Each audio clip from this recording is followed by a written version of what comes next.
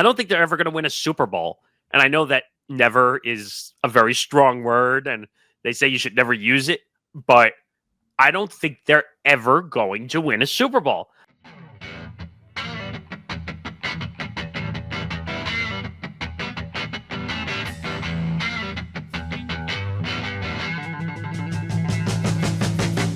Welcome to episode 271 of Empty the Bench here on the Empty the Bench podcast network. He's Anthony Balester. I'm Nick Morgasen. Follow us on social media for Empty the Bench at ETB Sports, Twitter, Instagram, TikTok. Follow the Empty the Bench podcast network in general at ETB Network, Twitter, Instagram, TikTok at ETB Network. Follow our YouTube channel, youtube.com/ETB Network. As we get closer to our 1,000 subscriber goal on YouTube, make sure you go like and subscribe on there as well. Listen to the Empty the Bench podcast or any of our network podcasts, wherever you get your podcasts, Apple, Spotify, you know the deal by now. We're on all those platforms. Also, check us out over on Substack, etbnetwork.substack.com. You can check us out for Alley-Oop Analytics every Thursday. I promise you. I usually don't say this until the end, but I promise you this week is a really good Alley-Oop Analytics, and you're going to want to check this out. I'm not going to spoil it because I don't want to give it away, but it is a good one. etbnetwork.substack.com, $5 a month or $60 for the year. I promise you, you will get your full value and more out of that. And Empty the Bench is presented by Playback. Make sure you tune in later on in the show to find out more about what we're doing on Playback. All right. We have a lot to get into this week. It is going to be more NFL heavy again, coming off NFL free agency, as we're now I shouldn't say we are now out of the tampering period of NFL free agency, and we're now into the big parts of NFL free agency and getting the rosters kind of figured out and who's signing where. And we'll get into all that. We'll get into the NBA. We'll get into March Madness now that we are officially in March Madness mode. Some controversy going on from March Madness. And a little bit of UFC, to say the least. Anthony, how we doing? Real good. Definitely hyped up. It's one of the best times of the year with March Madness coming up. So it's definitely going to be a great week. And like you said, we had a lot of NFL news as well. A lot of stuff going on in the NBA. So a lot of stuff going on overall in the sports world. So I can't wait to get into it. Yeah. So we're going to get right into it. And I always find it very interesting when there's a news dump on Sunday night. And if you know what story I'm referring to right off the bat, the Bengals just made a killing. They just decided, you know what? We're going to go balls to the wall, and we're just going to spend an insane amount of money. And we get that Sunday dump. It was like at 11 p.m. Eastern time when this news drops. I think it was Jordan Schultz of Fox Sports who broke it before everybody, before Adam Schefter, Ian Rappaport, broke it before everybody, that Ja'Marr Chase got a 4-year, I think it was close to $160 million. And Tee Higgins got 4 years, 120. And I guess the Bengals finally decided to listen to Joe Burrow and say, get me my guys so I can compete. And maybe we'll go and win a Super Bowl. Initial thoughts on when you saw this news kind of break together? Well, I mean, the contracts aren't bad individually. I mean, both guys got paid what they were definitely due and what they were worth. Ja'Marr Chase was the best receiver in football last year. And if you're a young guy who's the best receiver in football and has been dominating since you've been a rookie, you got to become the highest paid receiver. And that's why they had to pay him over $40 million, because not only did he have to become the highest paid receiver, you had to make him the highest paid non-quarterback. And now with guys like Crosby on Justin Jefferson and Myles Garrett getting their deals over the last year or so, you got to give Ja'Marr Chase over $40 million. And then you look at other guys like Brandon Ayuk and Jalen Waddle and what those guys are getting, then Tee Higgins is definitely worth $28 to $29 million. So both guys got what they deserve. The only thing is with the Bengals, you definitely had to re-sign Ja'Marr Chase. I just think the mistake they made is I don't know if they should have paid both these guys. Now, when you have, two wide receivers who are going to be combining to be making, what is it, over $70 million, and then you add in what Joe Burrow's contract is going to be, you're going to be pretty much paying over a third of your salary cap to just 3 players. You still got 50 other players on the active roster that you're going to have to pay and get under the cap. And they're even saying, we're going to try to keep Trey Hendrickson, and I don't see how that's a possibility at all. So now basically this gives your general manager no room for error. The only way you're going to be able to supplement these 3 players is through the draft. You're obviously not going to be a player in trades or in free agency, so you're going to have to just supplement your team to the draft, and then you're going to constantly have to replace those guys every 3 to 4 years. So pretty much their GM can't miss. If he misses on a first-round pick, this team is absolutely screwed. And the thing is, their offense was great last year. The reason why they didn't make the playoffs was their defense. So now I don't know how they're going to be able to prove their defense except for the draft. And the draft, yeah, it's going to help you in the future. But are these rookies really going to be able to come in and be able to help you year one? That's going to be 2-3 years down the line. So it's great that you got your elite players, but I think the Bengals made a mistake. They should have just kept Ja'Marr Chase, not both him and Higgins. But what did you think, Nick? So I'm going to have a very unpopular opinion. And I think you remember this from when we did the previews from last season, that I was very adamantly against the Cincinnati Bengals last year. And people got mad at me and started pelting me with tomatoes and rocks and stuff. Say, well, Nick, you don't know what you're talking about. You obviously have never watched football before. Well, what happened at the end of the year? They missed the playoffs. Now, it didn't help that Ja'Marr went out with an injury and Tee Higgins went out with an injury, and the defense was quite literally awful last year. But you actually beat me to my point. $70 million combined between these two guys. Have we ever seen a formula where $70 million of your cap is paid to 2 guys? That's never happened, and it's not going to work because the cap is not going to be as flexible this time now, because you're paying 2 guys $70 million, and on top of what you're paying Burrow, I don't know what Burrow's yearly number is. I think it's close to 50 or something. I think it's close to 55. Right. So do the math. That's $125 million. $125 million a year supplementing your salary cap on 3 guys. That's not winnable. That's not winnable football in my book. And people are going to get mad at me again, and I don't care. But I just don't think those 3 guys are ever going to win together. I don't think Burrow is a clutch quarterback, to be quite honest, either. I know he wanted his guys. That's why he wanted his guys, because he wants more weapons. Think about, it's the same thing you say in Baltimore with an embarrassment of riches. The amount of times. Have they proven that they could win a Super Bowl with all these weapons? No, they have not. And now Cincinnati is copying Baltimore in that sense, where they're getting all these embarrassment of riches and weapons. Now, I would say Baltimore is 10 times the defense that Cincinnati is. Because they can play with the best of everybody. But defense wins games. I know offense is important, but if you have no defense to speak for, what was the point of spending $70 million a year on these 2 guys? And you said Hendrickson, who they're trying to rework a deal, and it's going to cost them what, another 20 to 25 at least a year. So we're talking about close to 150 million on 4 guys every year. That's not winning formula football. It does not happen. And as much as, I don't know if you read the story on this also, that Ja'Marr and Tee Higgins now have the same agent. Did you see that story? Do you know why they did that? So that they could work together and both get max contracts. Yeah.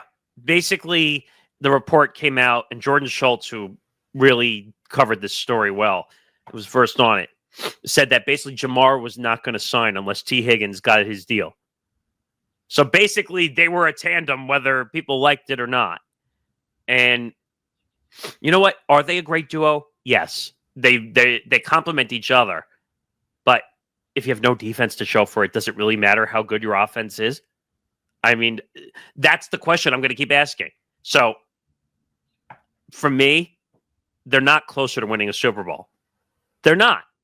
I just feel like they're not. And I almost think they're taking a step back because they're killing their salary cap. Yeah, I agree with a lot of the stuff that you said, Nick. One thing I definitely would push back on is I think Joe Burrow is definitely a clutch quarterback. In a lot of these playoff games or in big moment games, he does come to play. I mean, he always puts his team in a position to win. It's usually the offensive line that's allowing him to get sacked or hit, or it's his defense and why they're coming up short. I mean, you're talking about a guy who got all the way to the Super Bowl and was basically an Aaron Donald quarterback pressure away from maybe hitting Ja'Marr Chase and winning the Super Bowl, and basically his first full season as starting quarterback. Now, when you said, can this team win a Super Bowl? I think they can win a Super Bowl when they were all on rookie contracts. When you're able to afford these guys and you're able to afford a defense. That's why it was perfect when Burrow and all these guys came in as rookies and they made it to the Super Bowl because you had a great defense because you weren't paying the three. Now, when you're paying all three of these guys, I don't think that this team can win the Super Bowl. Like you said, it's way too much money, and no team wins the Super Bowl paying that much money to three players. And, you at the end of the day, it's not going to get them any closer, like you said, because last year you had the same three guys, and you had Trey Hendrickson, and your defense was basically the reason why you lost. This is not going to help your defense at all. And honestly, Nick, like I said, I wish that they could have just re-signed Ja'Marr Chase and then maybe traded Tee Higgins a year ago for maybe a first or second round draft pick. Now, when you mentioned about, the whole having the same agent and them being a tandem, now that maybe did that force Cincinnati's hand. Were they in a situation to where you couldn't just get Ja'Marr Chase? It was either both of them or neither. Now, if that's the case, then basically the Bengals had no choice. And honestly, that would make more sense. I mean, basically, if you had no choice but to re-sign him because you can't lose Chase, then that makes sense. But if you had any sort of possibility to trade Higgins a year ago and keep just Ja'Marr Chase, save that $28 million, you could have built up 2 or 3 good defensive players. I think that would have made the most sense. So I agree, Nick. They're not any closer to the Super Bowl. If anything, they're going to be a step further because I don't see how any way their defense is going to be any better, most likely worse than what it was last year. And you know what? Like, since I feel bad for Cincinnati fans a little bit because, again, they have a really good team when it comes to weapons because you need offensive guys. You have 2 good wide receivers who could really play the game. You have a quarterback, which I think you were on the record during Football Forecast during the season that Burrow could have been the MVP if it wasn't for his shithole defense, basically not being able to stop the scoring. Because basically it was Joe Burrow versus the Cincinnati defense more than Joe Burrow versus the other team trying to win. So in the end, did they have to do it? Yeah, because they were going to lose both if they didn't sign both. So this was more of a forced hand signing more than anything. Moving around a little bit more before we get to the clown show story. Let's talk about Cooper Kupp. So this kind of surprised me a little bit. And I thought Cooper Kupp was going to go to an instant contender somewhere. I think you and I discussed this a little bit. Like Baltimore would have been a great spot. Buffalo would have been a great spot. Tampa would have been a good spot. I did not have the Seahawks on that bingo card whatsoever. It was a 3-year deal, right? I think it was a 3-year, like $60 million or something. I think. What do you make of him going to the Seahawks? Yeah, I was equally as surprised as you, Nick. And, I didn't think he was actually going to go to a contender. I thought he was going to go to a team that may be on the rise like the New England Patriots to where he probably could have got the most money, could have came right in, be the clear-cut number 1 guy, probably get the most targets and the most playing time. And the Patriots is a team that, can be the second best team in their division, like I said a week ago, and maybe sneak in as a wild card team or just miss the playoffs. Now, as the Seahawks, I know there was some people, I'm not sure who said it, but I know there was some people, whether if it was Kane or somebody else, who did mention the Seahawks as a possibility for Cooper Kupp because, you're talking about a team who did bring in Sam Darnold and they did trade away Geno Smith and DK Metcalf. So you were wondering, hey, now you're bringing in Sam Darnold. This team is actually trying to compete now. But we're having Jackson Smith-Njigba, who is kind of like a slot receiver who could play a little bit outside. It didn't seem like him and Cooper Kupp would, be able to fit. It seems like they're kind of similar. But now that they brought him in, it goes to show you maybe, the Seahawks' confidence and the versatility of Jackson Smith-Njigba. And now this puts this team in a really good position to compete next year. I mean, now you have Sam Darnold with Cooper Kupp and Jackson Smith-Njigba, Kenneth Walker, Zach Charbonnet. They have all these good young players on defense, and because they have a defensive coach, you know he's going to coach up their players. They still have a number 1 draft pick. This is the team that can compete. And like I said about the Patriots being the second best team in the division, with Cooper Kupp and Sam Darnold, if Sam Darnold replicates what he did last year, this team could probably compete in as the second best team in the division. I know the Rams are going to be much better, but the 49ers lost a lot of players. And we don't know about the Arizona Cardinals every year. You know, they're always a hit and miss or inconsistent, so you don't know what you're going to get from them. The Seahawks definitely put themselves in a position to compete in the NFC West and maybe be the second best team in that division and maybe sneak into the wild card spot. But what are your thoughts, Nick, and how far do you think the Seahawks could go with these new players added? So I just confirmed the contract. It's actually 3 years, $45 million. It's a little bit less, but I don't understand the connection between him and the Seahawks. That's what I'm not understanding. Like, go to a contender. I know you want a ring. Don't you want to win another? I mean, they do say the guys who win multiple rings have a better chance of getting into the Hall of Fame than just winning one. I mean, like I said, Baltimore, Buffalo. I'm trying to think what other teams really fit that list. Like I said, Tampa. Maybe he wanted to stay in the West Coast and continue playing in that same division. I mean, even Green Bay would have been a good spot. I mean, the other thing why I don't think it doesn't make sense for Seattle, Cooper Kupp can't stay on the field. That's another issue I just realized. You gave him 3 years, $45 million. I don't know how much of it is guaranteed. I'm trying to effort that number, but I don't know. I was a little confused by it, and Sam Darnold is not exactly the perfect quarterback either. Like, when you have a guy like Matt Stafford throwing you the football, like, you know the ball is going to get to you. Sam Darnold, like, when you're in such a perfect situation in Minnesota where you have Justin Jefferson and you have guys like that who can catch the football without even looking at it, it makes your job easier.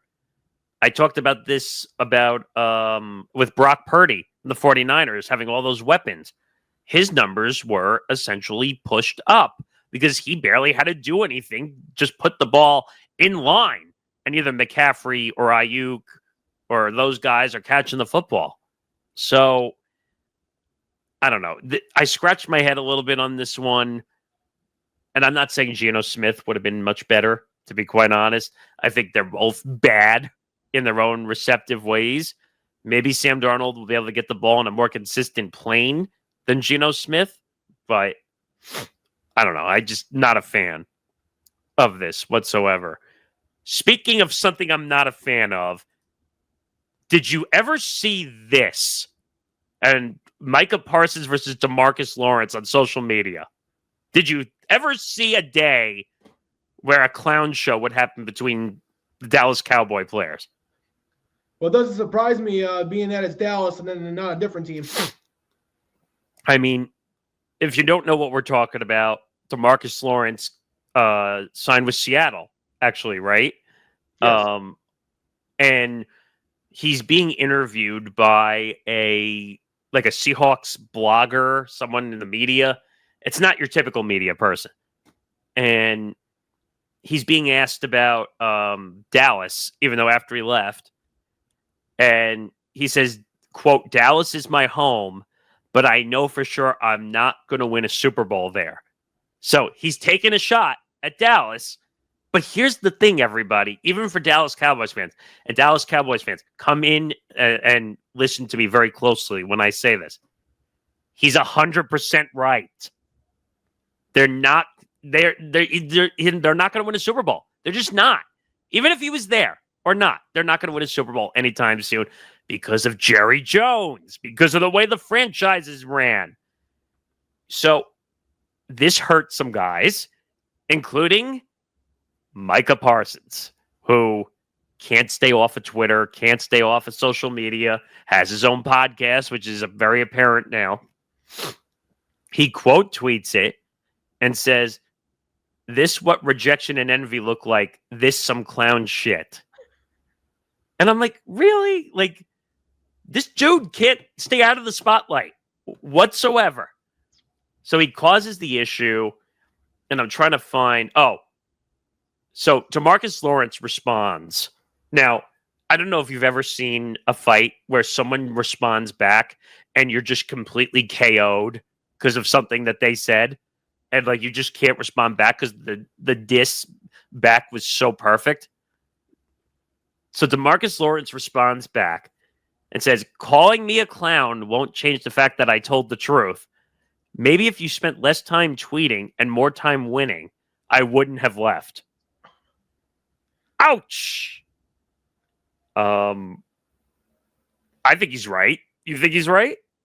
Yeah, I mean, Micah Parsons. I mean, I think Micah Parsons is a great player, and I don't think, his play on the field has anything to do with why the Dallas Cowboys aren't winning.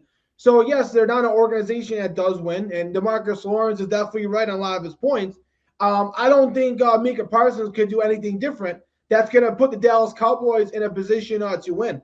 And pretty soon they're going to end up being like the Bengals, where all their money is going to go to 3 players. They're already giving Dak over $60 million, which is absolutely insane.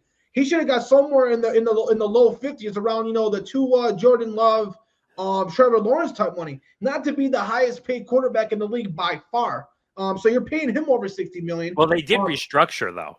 Yes, he restructured, which saves some salary cap this year. But obviously, later down the line, you're still going to have to pay back that money. So that salary cap is still going to hit you later down the line, some way or another. Then you gave obviously CeeDee Lamb the money he deserves, but then now you're also going to have to pay Micah Parsons, and with Garrett and Max Crosby's contracts, Micah Parsons is probably going to be looking at $30 to $35 million per year, and that's probably the reason why they're losing guys like Demarcus Lawrence, because how are you going to be able to re-sign everybody? You can't. So I think the Dallas Cowboys, Micah Parsons is going to get his money, but they're not an organization that's going to be winning anytime soon. So Demarcus Lawrence is definitely right on that, but Parsons is definitely not the reason why they're not winning.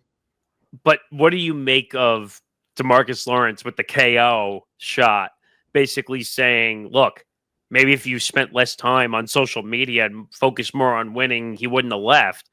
I think he got the KO there on Micah Parsons. Like, maybe if you would stop with all the social media and all the podcast nonsense and focus on football, maybe things would get better. I think Micah Parsons probably should have just not have tweeted at him in the first place and responded. I mean, let's put it this way. Demarcus Lawrence was getting interviewed by a blogger at the training facility. He could have just said nothing and not opened the can of worms, in my opinion. But you know that it's too easy to clown on the Dallas Cowboys. It's just the easiest thing to do because they haven't won in, 30-something years they haven't won. So whenever someone leaves there, it's funny to take a parting shot at them. But I just think Micah is a little butthurt a little bit because he's on a franchise which is way overhyped, never wins, overpays their guys. Like you just said, Dak making $60+ million a year. What is this guy proven? What track record does he have that says that warrants him being the highest paid quarterback in the history of the NFL? Zero. Nothing. I don't think he even has a playoff victory to his name, does he? I think he's got like 1 or 2, but he's never made it to the conference championship. Okay, but that's worth $60 million plus? No, of course not. I mean, and don't get me wrong. When Dak is on his game and he can play, he's a good quarterback, but so far he's been hurt like the last 2 or 3 years. Micah Parsons is a good player. I wish he would stop with all the off-the-field nonsense. It's just too much. And if I were the Dallas Cowboys, I would say, you want to be paid? Stop with the podcast. Just stop. Like, you're bringing us like really bad PR and bad public attention. But that would be kind of hypocritical for a guy like Jerry Jones to talk to Micah Parsons about bringing on bad publicity and doing too much off the field, because Jerry Jones pretty much is the guy who brings off all this negative attention on the Dallas Cowboys more than anybody. I agree, but at the same time, the Dallas Cowboys are paying Micah Parsons to perform. And when you're doing all this nonsense off the field, it's not helping to make the team better. It's hurting the team's chemistry. It's hurting the team's reputation. It's hurting the way they come together as a franchise. Because I'll tell you right now, there is so much animosity in that locker room to the point where basically, like, you could, what's that dumb saying? Stick a knife through butter, essentially. Like, it's you cut the tension with a knife. Yeah, thank you. That's it. That you can cut the tension with a knife. I mean, like, this argument goes to show that the Dallas Cowboys are the biggest joke in the NFL, and Micah Parsons is the clown show leader of it. And I just don't see how they'll ever climb out of it, because every time they get a decent player, they end up hurting the franchise as a whole. So it is what it is. All right, let's transition a little bit into Around the NBA. This is a segment we started doing. Where do you want to start? Because there's a lot we could really go on here. Yeah, definitely a lot to start. I mean, I'll start with the good stuff. A team that we were bragging about earlier this season and then kind of fell off midseason and finally got their game back, the Houston Rockets. The Houston Rockets now in a very competitive Western Conference where, between, the 2 seed all the way down to the 7 seed, there's not really much wiggle room. All these teams are going back and forth to each other. And the Rockets now are the team looking like the lead, where they're the team that moved up after a 6-game winning streak. The Houston Rockets now are the second team in the West. And they look like a team that, has been progressing each and every year. And now they seem like a team who's destined to potentially, make the second round of the playoffs. And I know a lot of people are saying, oh, they're just going to lose in the first round. Well, I want to say, they're just going to be some easy, step over beat in the first round easily. They're a team that you're going to have to respect. And whoever team gets matched up with the Houston Rockets in the first round, they're going to have to go out there and earn it. And they're not going to be an easy team to beat. You got Alfred Sengun, who's looking like a young Jokic. I mean, the guy can pass, rebound, and shoot for a big man. Jalen Green, who, his defense can be better, is a great scorer. You got guys like Jabari Smith and others. So this team has so much depth from all the draft picks they've had. So I really like the direction the Houston Rockets are going into. And a team that was on a winning streak, the Cleveland Cavaliers winning streak, had ended. This was their third time where they had a winning streak over 12 games, ended up getting all the way to 16 before they lost to the Magic. And the Cavs right now look like a tough team to beat going forward. What are your thoughts about what's going on in the NBA, Nick? So Houston is a really good story. I agree with you that because over the last couple of years, they had some veteran stars and all. It just didn't work out. Now they have a nice young core of guys. Sengun is a really good player. He went down with an injury earlier in the season, though, right? And they kind of had to wait it out until he could come back, and then they were kind of able to find things, and now they're on the upper echelon of the Western Conference. I think they're right below the Nuggets and the Lakers, and what are they, like 5th or 6th? I think in the West. Up to second. Oh, are they in second now? Okay, so they're a really good team. I don't think they're going to win, but they're going to make a run for it for sure. Not even a doubt. Another team, Cleveland, as you would know all too well. 16-game winning streak was broken.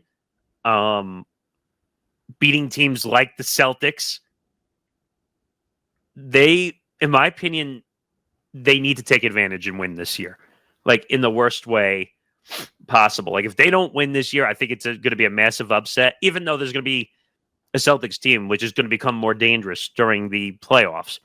But Cleveland is just on all cylinders, in my opinion. I could see either a Cleveland OKC or a Boston OKC in the NBA Finals. That's where I think we're kind of heading towards, that collision course. So, again, Rockets, Cleveland, 2 teams to watch right now. Currently, on the downside, the Lakers are my down a little bit right now. Obviously, with LeBron's groin injury happening, not sure when he's going to come back. And I've said this a million times. It's not good when your 40-year-old star is the guy basically leading your whole team, essentially. So I would definitely say Luka and Austin Reeves have definitely stepped it up over the last couple of weeks, and they started to figure out how to play without LeBron a little bit. But obviously, if this team wants to make a championship run, Nick, obviously you're going to need LeBron at all cylinders. And I know we started the practice. I see him in warm-up, so they're saying he might be back sooner rather than later. But like a groin injury is just one of those like you can't fool around and test. Like you have to wait until it kind of fully recovers. So that's going to be more of the wait and see game. Speaking of injuries, Jalen Brunson, the big injury right now for the Knicks. I think it was a knee injury, and out the rest of March into early April. I think this is a big problem for the Knicks. He's the leader. He's the scorer. He does it all. He makes all the passes. And I love Karl Anthony Towns. He's a really good player. But we saw in the playoffs with the Timberwolves, he just shrinks and shrinks. And you need that guy who's got the it factor like Jalen Brunson. You need it in the worst way. And currently, I think they were a 2 seed also, right? If I'm not mistaken, or a 3 seed behind Cleveland and Boston. So, and they got to be careful because their seeding could drop with Jalen Brunson being out. And I'm trying to quickly pull up the Eastern Conference standings as we're sitting here. Okay. So Milwaukee and Indiana have the same record. They're 5 games behind the Knicks for the 3 seed. Those two could easily pass them by the time early April comes. And to be honest, I don't think the Knicks are good enough without Jalen Brunson out on the court. They're going to get mauled in the playoffs if Brunson is not playing, or I would even say if Brunson's not 100%. We saw it towards the end of the Pacers series when he got hurt that it was starting to affect them down the stretch in that series. Yeah, I agree, Nick. I think when this team is fully healthy, this is a team that can go all the way to the Eastern Conference Finals. Without Jalen Brunson, I don't see him getting out of the first round. I do want to say, since Jalen Brunson got hurt, Mikal Bridges, he's kind of stepped up a little bit, and he's been playing better. Now, if he can kind of, take that with him when Jalen Brunson comes back and you get the Brooklyn Nets Mikal Bridges with how Karl Anthony Towns is playing, with the playoff Jalen Brunson you got last year, that is a scary team with Josh Hart. But without Jalen Brunson, this team goes as far as Jalen Brunson can take him. And without him, this team isn't getting past the first round. So they need him probably more so than the Lakers need LeBron. Yeah, I mean, Jalen Brunson could almost be an MVP candidate alone for the Knicks. I don't think he'll win it, but if it's not for him, they probably don't. They're not currently at 40-plus wins right now. They're just not. They would not have enough offense and enough chemistry on the court to win these games or the close games that they're winning also. Now, I looked at their schedule down the stretch. It's not difficult, but they got to be careful they don't get stuck in trap games down the stretch either. Oh, well, Dallas is not good. They have Dallas a few times down the stretch. They got to be careful they don't treat that as like, oh, well, Dallas, even though with all the injuries, they're not going to come out and play hard. So they still have games against Milwaukee and Indiana. I saw that. So those games are going to be massive. They have to win those.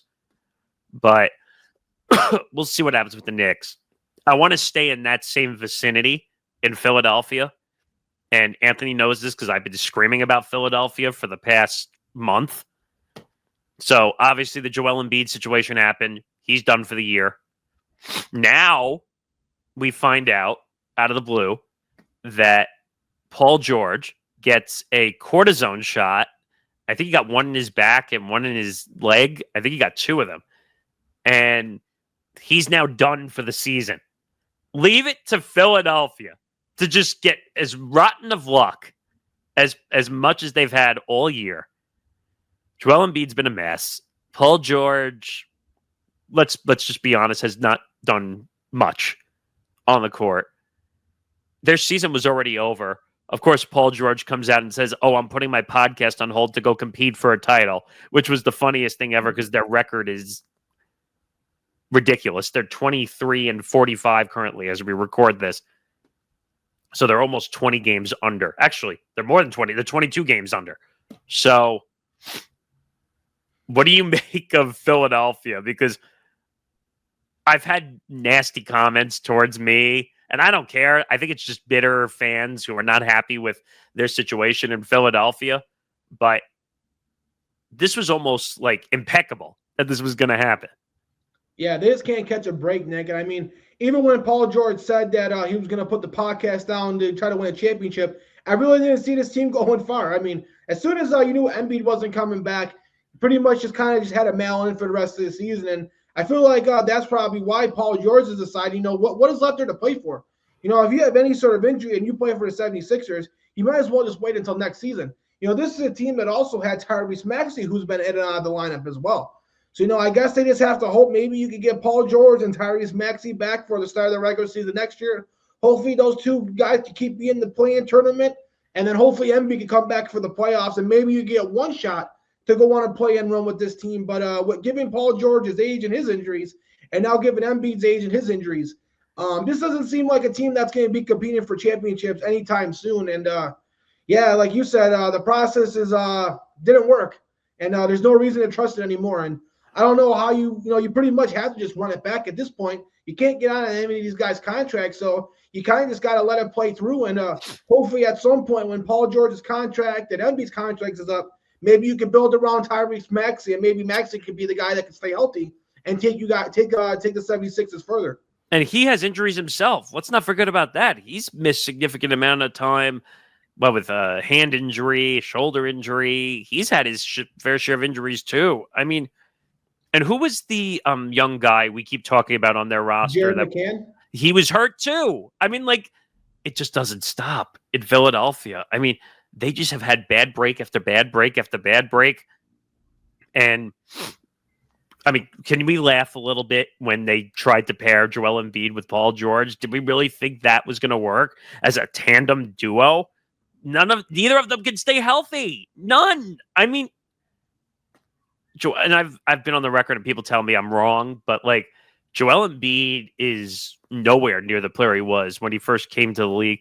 Paul George has been hurt too much to even show that he's a quality player. So Philadelphia's screwed, in my opinion. I think they should try getting a medical out on Joel Embiid's contract if they can somehow find a way to have insurance pay it so they're not on the hook. But this is what Paul George is going to be the rest of his career. He'll be a decent player, not the same star that he was, but they'll have to figure it out. And I don't see much happening in Philadelphia. Yeah, it's definitely not looking good in Philadelphia. And, one last thing I'll bring up around the NBA is look at the impact that Jimmy Butler has had on two teams. Miami Heat has not looked good over the last month or so. Over the last 10 games, they have not been playing really good basketball. And you look at the Warriors, ever since Jimmy Butler has went there, I mean, yeah, you could look at the numbers. He's not scoring a lot of points, but he's doing all the, the dirty stuff. He's doing all, he's the glue guy. He's doing all the stuff that, players don't normally want to do. And he's taking a backseat role, letting Steph Curry being the main scorer and doing all the little things that kind of go underappreciated by the naked eye. And the fact that he's being such a team player and fitting in so well, it goes to show maybe, did Pat Riley make a mistake? I mean, like I told you, Dick, I know Jimmy Butler could have handled it a lot better. But Jimmy Butler was the guy that was the heart and soul of this team, gave this team toughness, and carried this team to the NBA Finals twice. The problem is the Miami Heat never were able to give him a second superstar. And I think that's why he left. Now he goes to a team that has a second superstar in Steph Curry. You also got Draymond Green, who could do the 30 work as well, play defense and rebound and assist. And now you see how all these guys are flourishing. You're seeing the young guys like Kuminga and Moody now play better. The Golden State Warriors look like a team that you don't want to see in the playoffs because ever since they got Jimmy Butler, they've been one of the hottest teams in the NBA. And I wouldn't want to get matched up with them in the first round. Yeah, I mean, I guess what I would say about Jimmy Butler and the differentiation between the two franchises, Miami's going through a transition right now. They can't really decide, are they a competitive team? Are they a rebuild team? They're really not a rebuild team because they have some good pieces, but they're not good enough to compete for an NBA title. It's just what it is. Jimmy Butler needed a change of scenery, but nobody trusts that every time he needs a change of scenery, is he going to play better? And I think the difference maker in this situation, going to Golden State, which he originally said he refused to go to. Let's not forget that. I think he realized, all right, Steph Curry, Draymond Green, a bunch of other guys. Steve Kerr is experienced. You have an ownership that's willing to pay and do what it needs to make players happy. So I think Jimmy finally just said, all right, I got to stop being my asshole self and fit into an organization and play a role that makes more sense, which is a little more behind the scenes role. And I can provide scoring when I need to. I can provide defense when I need to. Let Steph be the spotlight. Let him fire all the threes. Let him break the 3-point record of 4,000 threes. And let Jimmy just kind of be a support role. And that's working. So in the long run, Jimmy, I think, finally realized that he can't keep acting the way he was acting because it was hurting his career one way or the other. And does Golden State go on a mini run? Yeah, I think they do go on a mini run. The problem is when you have Denver at the top, that's going to be tough to beat. But because Golden State still kind of has that run and gun 3-point shooting scenario, that's going to be tough for teams to guard in the playoffs. And if Steph Curry is on his game, maybe they win a series or two. You never know. What was the year, though, that they were the 8th seed and they ended up winning the title? Do you remember? Yeah, that was a few years ago when they won it with Andrew Wiggins. And it was the first time they won it since Kevin Durant left. And they had Jordan Poole. And that was a shock because Golden State was dead, essentially. And out of the blue, they just kept winning series and they won the title. I mean, that was coming off the big three. No more KD, no more anything. I could see them doing that again, to be honest. And I think this team is better than that team. I think if they don't get matched up with OKC or Denver, which I don't think they will, given where their seeding is, they're probably going to get matched up with the Rockets, Memphis, maybe the Lakers. I think that they could beat a lot of those teams in the first round. They could beat all three of those, to be quite honest. The only one that might put up a huge fight is maybe the Lakers if LeBron plays. Memphis is not a competitive team right now, especially with Jaren Jackson being done for the year, so that takes them off. What was the other one you said? Did you say Houston? Or you got the Rockets, you got Memphis, and the Lakers. I think Houston is going to need another year or two for experience. So I think the Lakers would be the only threat. And that's if LeBron James is 100% healthy. So I see them making a mini run. Do they win the title? That's still a question mark. I have no idea.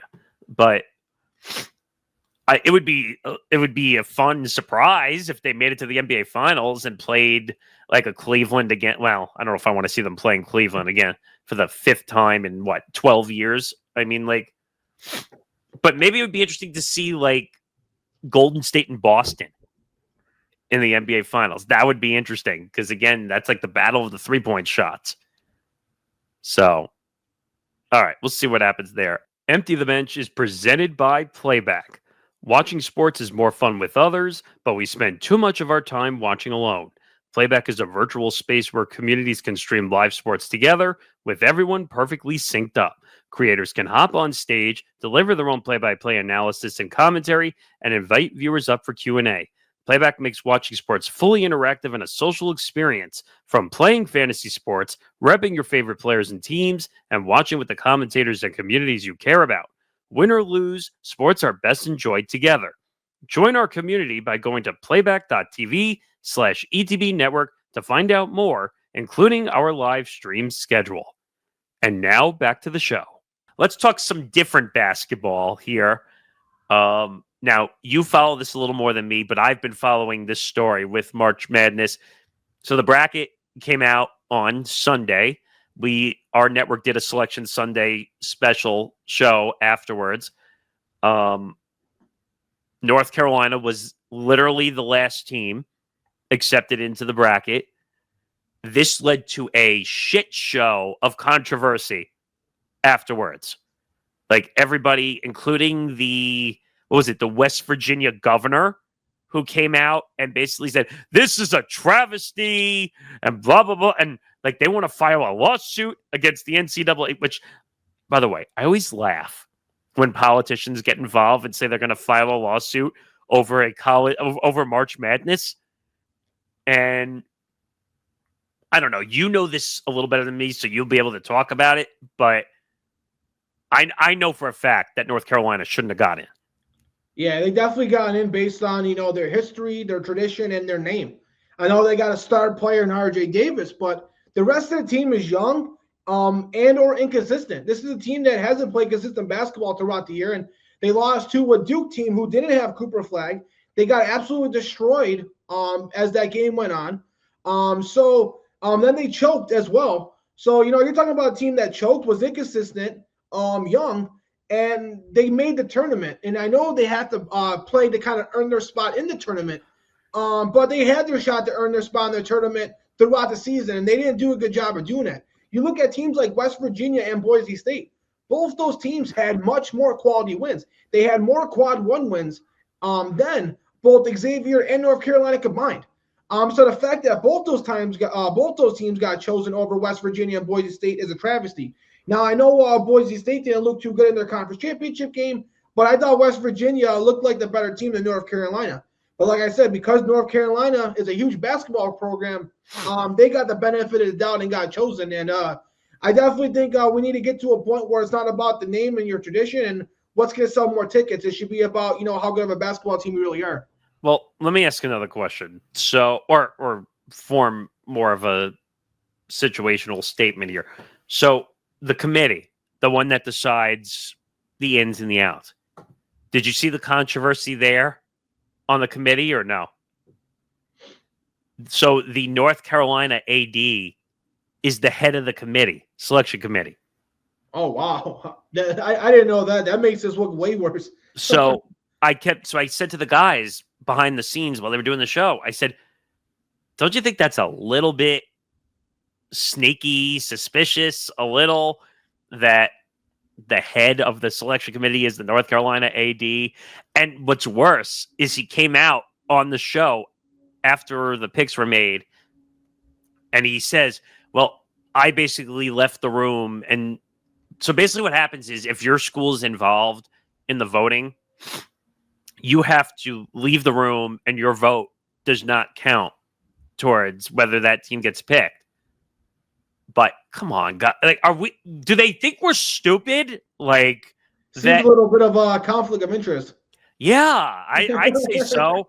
But they did that fishy interview afterwards with the North Carolina AD. He's like, well, I had to recuse my vote and I left the room. Come on. Do they think we were born under a rock? Seriously? Like, I said this to Nick D the other day, and I'll ask you the same thing. Does wins and losses really matter record-wise in a college football season anymore? They matter, but not nearly to the degree they did 10, 20 years ago. And they do this in college football too, because technically, if you went by record, then crappier teams would make the bracket or would make the college football playoff. And I forgot which matchup it was. There was a 5-12 matchup. If it was Michigan and what was the other team that was the 12 seed matchup? I have to look it up, but are you talking about the team that's playing Michigan in the tournament? Yeah, whoever that 12 UC seed. San Diego? Yeah, that's it. So UC San Diego has 5 more wins than Michigan. And when you put it that way, yeah, I guess not all wins are created equal. The conference you play in definitely matters. That's why you seem like the SEC, where you had teams that had bad conference records, still get in because their conference was by far the best. When they played teams outside the SEC, they absolutely dominated. That's why they had the most picks. So, yes, not all wins are created equal. The conference you play in definitely matters. I mean, when you're playing in a low-tier college, playing roast beef state every single week, that's not nearly to the same degree when you're playing Alabama and Kentucky. So the conference you play in definitely should factor in a lot more because it's not about your win and losses. It's who those wins and losses are actually against. But I'm saying that then why even have a wins and losses record is the point I'm trying to make. Like, if you're just going to pick, like, this loss was better than UC San Diego's win in games, what's the point of saying a win's a win, a loss is a loss? Like, it makes no sense anymore Because if you're just going to be biased, because that's really what it is in a selection committee, because they're basically saying, well, I believe this win or this loss was better than this win or this loss. Now, usually what they do is, I know it's we're getting into the the technicals about it, but they have like quad 1, quad 2, and quad 3 wins. And basically what that is, it's like, for instance, like if you have if you beat a team who's ranked top 25 in like the KenPom rankings, that's considered a quad 1 win. Or if you beat a team on the road who's ranked in the top 50, that's considered a quad 1 win. So the way they do it is they basically go by, if you beat a team that's got really good stats, then that's kind of how they distinguish wins and losses. But who's saying, what those stats are based off of? A team who plays in a crappy conference should have better numbers than a team and better stats than a team who's playing in a tougher conference. So there's really no, answer to this. I mean, the other argument I was making with Nick D was I don't like, and they do this more in college football than they do I don't know if they do this in college basketball, but in college football, they pay $500,000, $750,000 to like one of the shittiest teams in Division 1 or Division 2 because they won a victory on their record.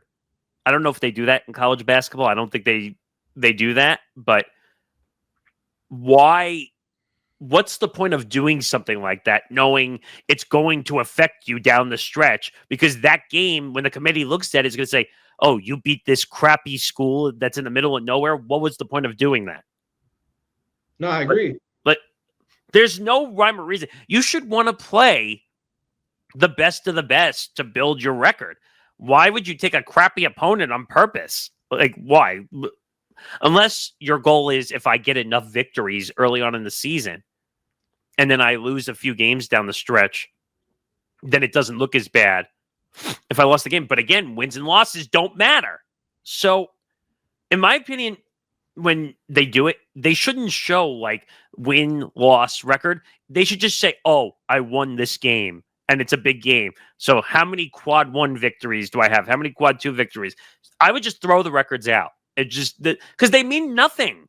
They mean absolutely nothing, no? No, I definitely agree. So this was bad. The head of the committee, being the AD of North Carolina, did not make it any better. And people are saying, like, I think it was West Virginia, that's the one that made headlines because their governor couldn't keep their mouth shut. But I don't know. Do you think West Virginia should have made it in? Yeah, I think West Virginia or Boise State. Probably more so West Virginia because Boise State didn't look good in their conference tournament. So I would definitely say West Virginia should have made it over North Carolina. But I guess North Carolina will get more eyeballs watching it because of the name. See, I don't get that either. Like, oh, the prestige, the history. That doesn't prove how you play every year. I get it. So what? Like, you can say the same thing about Duke or Florida or any of those schools. So if Duke was flailing, let's say like that they were a bad team and they were on the bubble. Are you telling me based on prestige and history, they would have put them in? Possibly. No, given their history, we probably would have gone in. See, and that's bad because that's bias. That's not even making a sound decision. That's bias. So, I don't know. It's kind of a weird system and the way it goes, but I guess they got to make money. It's a business too, I guess, at the same time. Well, let's talk about this as we get to the end of the show. You want to kind of preview this for me a little bit just so I can hear a little more? Now, what I was hearing is that the 1 seeds were all legitimate this year. Like, you have 4 legitimate 1 seeds, right? Yeah, I think it hasn't happened, I think, since 2008. But I think this is going to be one of those rare years where all the 1 seeds may actually make the Final Four. I think they all are the best teams in the tournament.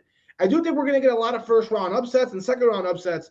But I think as we get into the later rounds, we're going to start to see a lot of these top teams start to separate themselves.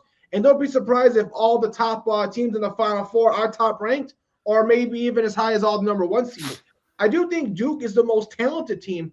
But, given the fact that they are young, I know they do got some veterans like Zion James and Mason Gillis.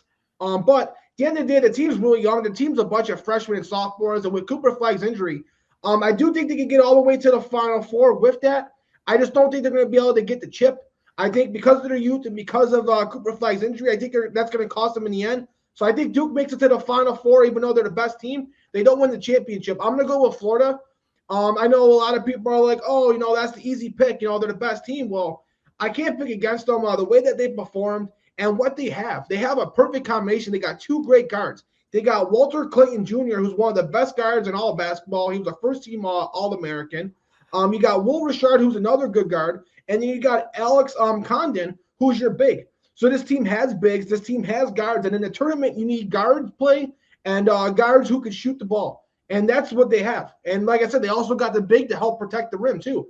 And then, I think they're going to win the championship. And then when you look at potential first-round upsets, I think UC San Diego could beat Michigan. Michigan's a team who played a lot of games down the stretch in the tournament. I think they could be a little flat, given the fact of how tired they're going to be. And I think UC San Diego plays good defense. They can shoot the ball. And that's usually the recipe for a upset. So look for UC San Diego to potentially pull off the upset. I like North Carolina to win their first four and then upset Ole Miss in the first round. I think North Carolina, who after everybody says shouldn't be in the tournament, I think they're going to use that as motivation, and I think they're going to win the first round matchup against Ole Miss and cause an upset after being disrespected. I think McNeese State is going to upset Clemson. They have their former head coach from Clemson. He's going to want to get payback. I like Akron over Arizona. Akron is a very dominant team from the MAC. I like VCU over BYU. I like Grand Canyon over Maryland, and I like Drake over Missouri. Like I said, a lot of those upsets, those teams can shoot the ball and they can play defense. And that's usually the recipe for matchups and upsets. So I can't wait to watch all this unfold. Yeah. So I did a bracket. And actually, if you want to check out our bracket, there is some links on our ETB network pages. We all did brackets. Most of our college basketball guys did brackets. I had Florida and Duke in the championship game. I had Duke winning. I think if Cooper Flag plays, I think that is the difference, and I think they find a way to win. I did see something weird come out, rumor-wise, that people are saying that Duke should sit Cooper Flag in their first game because it's against a crap 16 seed. And I kept saying to myself, I've never heard that ever. Someone sitting out just for the sake of sitting out. I don't think they're going to do that. If he's healthy, he's playing. And he's playing the whole way until they lose one way or the other. I did want to talk about some local routes, too, with St. John's. And what an incredible run it's been for St. John's and Rick Pitino, by the way. And by the way, what was that weird stat? Oh, it's his sixth school taking to March Madness, by the way, which I think is a record for a head coach. He's come a long way since the quote incident at Louisville. This guy just is getting his team to play hard. I don't know how he does it. He's a motivator of a coach, and has figured it out. I think he came out the other day and said they didn't really have the NIL money to spend on players. So this was more like on a legit rebuild of the St. John's roster to get it to be where it is. I think they'll win a few games, but they're going to get cut off at the legs somewhere. Where do you see their ceiling really being? I honestly, I think their ceiling is probably the Final Four. I think right now, I got them going all the way to the Elite Eight. I mean, this is a team that plays great defense. Like you said, Rick Pitino builds up every team. I mean, look at his track record. Wherever he goes, by that second or third year, this team is one of the most dominant teams. And, he's got so many players that weren't household names that are now household names. And they're a team that you don't want to play because they're a team that, if you're off your game and you're not making your shots, they're not going to make it easy for you, and they're going to make your life hell.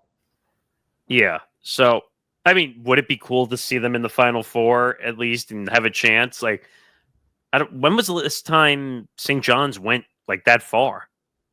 I can't remember. Have they ever made a Final Four? I don't even know. Must have been like decades ago, if anything. But no, it would be kind of cool to have local roots in the in the Final Four or maybe the national championship. I don't think it's going to go that far. I think there's too many good teams ahead of them. But it's a great story because St. John's has kind of been a laughing stock for quite a long time until they finally brought in Rick Pitino, which is a little bit of irony considering what he's been through. But we'll see what happens. But March Madness is the most fun time of the year, in my opinion. You could just sit in front of your TV and watch, like 7-8 games at a time.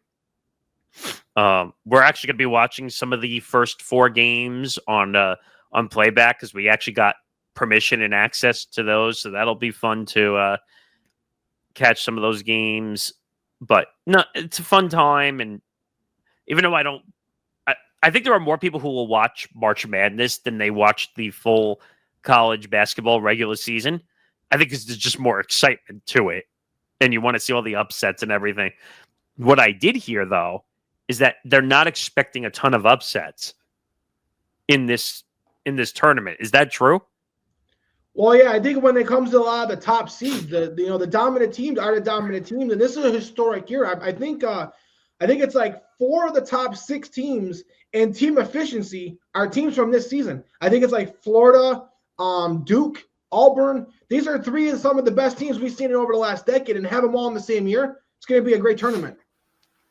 All right. The last thing we'll finish with is you want to talk about this main event fight because this was incredible from what I was reading.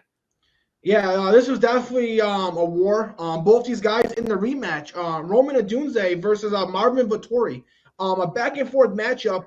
Both these guys were landing good shots, pretty much beating the crap out of each other. But both these guys just kept fighting. They kept, trying to walk each other down. And Odunze kind of, walked away, kind of separated himself as the fight went on and was able to get payback. Marvin Vettori won the first matchup. Odunze was able to win the second matchup. So now they want to one against each other. So maybe we'll get the rematch. But with Vettori now, who's on a losing streak, he's probably going to have to fight up-and-comer who's on, who's lower in the rankings, like Anthony Hernandez. Roma Odunze is going to be looking to fight someone higher up in the rankings. I would like to see him go up against Jared Cannonier, 2 older guys who are still trying to fight to stay in title contention. But yeah, it was a bad loss for Vettori, but a good loss for Roma Odunze, who now finds himself on a decent win streak. But we have an even better UFC fight week this week, Nick. We have UFC Fight Night in London. We got Leon Edwards going up against Sean Brady. Now, these are both guys who both lost to the current welterweight champion, Bilal Muhammad. Now, Leon Edwards is looking to rebound after that loss, where Brady's had a couple fights since that Bilal Muhammad fight. Now, Brady, I think, is probably the best grappler in the welterweight division. The reason why he's got the 1 loss is because his striking was not good. I think he's improved on that over his last couple years since he lost to Bilal Muhammad. Leon Edwards on the other side, yeah, he was the former champion, but I think he lost some confidence in that matchup against Bilal. I think Bilal took the soul out of him, and I think Sean Brady is going to go in there with the same mentality that Bilal did. I think he's going to out-grapple him, and I think we're going to see a Leon Edwards who has no confidence whatsoever. So look for Sean Brady to win this matchup in a unanimous decision, but it's going to be a tremendous card and week for UFC. So I was reading some rumors about some of the fight schedule they were putting out over the next couple weeks. What do you make of Ankalaev Pereira possibly in UFC 319 in Abu Dhabi? I mean, honestly, when the fight happened, the first matchup, that's exactly what I, thought was going to happen. Ankalaev always said once he beat Pereira, he was going to give Pereira a rematch. I mean, there's no other guy in the light heavyweight division that's worthy of a title shot. So it makes sense for the guy now, Pereira, who's beating everybody, to get an instant rematch. But now you got to go to Ankalaev's backyard. Ankalaev is now the champion. So you need to go to Abu Dhabi where he's going to have most of the fan base, since they're going to be a lot of the Muslim culture, which is what he's from. He's a Dagestan wrestler. So, where Alex Pereira had the home, crowd advantage in the first fight, now Ankalaev as the defending champion, he gets the home crowd advantage. So I'm not surprised at all, and I think Ankalaev would probably win the rematch. Now, from what Zan told me, at least, they want Pereira back at the top. That's why UFC wants the rematch. Now, is that eventually to get to like a Pereira-Jones fight? Is that where they're trying to get to? Well, of course they would want, the Jones and Pereira fight. That's the highest selling fight. That probably would have happened over the Tom Aspinall fight had Pereira won. But I think it's just to have Pereira as the champion. Alex Pereira as a champion is, the top guy. He's kind of like the new Conor McGregor. He sells tickets. He makes people buy pay-per-views, and to have him as the champion makes the UFC a lot more money because more people are going to tune in for his championship fights than an Alcalaya fight, who's not the most exciting fighter. He kind of likes to wrestle you and grind you out, and fans don't like to see that. So you got a guy who's not exciting versus a guy who's maybe the most exciting, highest-selling fighter. So, of course, the UFC wants Prey as the champion because he's going to be the guy that sells the most money. So the UFC is going to be rooting for him hard, but I'm not sure he's going to be able to get past Alcalaya. And I guess the last thing I'll conclude, because Zan said this was an issue. I don't know if you saw this as an issue. Did you see the issues that happened with ESPN and the streaming issues for 313? Yes, Dana White was real upset about that. I guess behind closed doors, during the UFC stream on pay-per-view on ESPN Plus, they were having a lot of lags to the point where I think there was a point in the fight where Dana White was putting on Instagram Live. So good thing the ESPN Plus deals up at the end of the year because Dana White's not happy with them, and I heard rumors they might be going to Netflix. Yeah, so that's what I heard too, that they could end up in Netflix, but I don't know if Netflix likes the pay-per-view structure as much as UFC does. From what Zan also told me, he said that apparently they offered up the whole pay-per-view after the fight for free after. Did you hear that or no? No, I didn't hear that, but I'm not surprised. But he said like that was kind of a bad look, considering a lot of people paid for the pay-per-view. I don't know. ESPN and UFC have been button heads for years, it seems like. I think the UFC just needs to say, we're done. I think we got to move on from ESPN. ESPN is kind of a little bit behind the digital streaming game a little bit, and that's what's hurting them. Now, let's be careful with picking Netflix, because look what just happened when they tried to put on the Paul Tyson fight. How many lags were in that? Yeah. So I'm curious to see how that goes from a sports business perspective, whether it's Netflix or Amazon, possibly down the road, maybe to do the pay-per-views. But that was a bummer. Like, and by the way, I can't stand Dana from time to time, like just the way he handles certain things. But I think he's right about this one for a change. Like, just they got to get their streaming issues under control. And if ESPN can't do it, they got to go somewhere else and find the right technology to stream these fights, because these fights are great fights. But if they can't be watched, what's the point, right? No, I agree. And why should people pay $80 for a pay-per-view that, and honestly, that's kind of already overpriced to begin with, let alone for it not to work? I mean, if I'm going to pay $80, I better be getting a gold bar on top of it. But that'll do it for this episode of Empty the Bench. Make sure you like and subscribe to Empty the Bench on social media at ETB Sports, Twitter, Instagram, and TikTok. Make sure you follow the Empty the Bench podcast network on social media at ETB Network, Twitter, Instagram, TikTok. Follow our YouTube channel, youtube.com/ETB Network. Please like and subscribe as we get closer to 1,000. So please hit the subscribe button below this video if you're watching the video side, or if you're on the audio side, go over to YouTube and press the subscribe button. If you can't watch video side, listen to Empty the Bench wherever you get your podcast. Every episode is up there. So if you want to go in the archive, you can do that as well. Check out our ETB Network Substack, etbnetwork.substack.com, whether it's Alley-Oop Analytics from us or any other short form videos we do, whether it's gambling or baseball or NCAA. There's a lot of stuff up there. So go check that out as well. And Empty the Bench is presented by Playback. Make sure you check us out on there. We will be doing March Madness. So go check that out. Playback.tv/ETB Network if you're interested in finding out what we're doing over there. Whew. All right. We made it to the end of this episode, 271. We will come back next week and we'll have some March Madness to kind of go over. We'll probably be through the first round, right? So, so we'll be through first round. Baseball will officially be here probably when we come back as well. So we'll have opening day to break down. We'll be closer and closer to the NBA playoffs, which are approaching very soon. Getting closer to the NFL draft before you know it. So we'll have to start breaking down prospects on that front. There's a lot coming in the sports world. So just make sure you tune in for us and we'll break it all down. So for Anthony Balester, I'm Nick Morgasen. This has been episode 271. We'll see you next week for episode 272. Have a good day, everyone.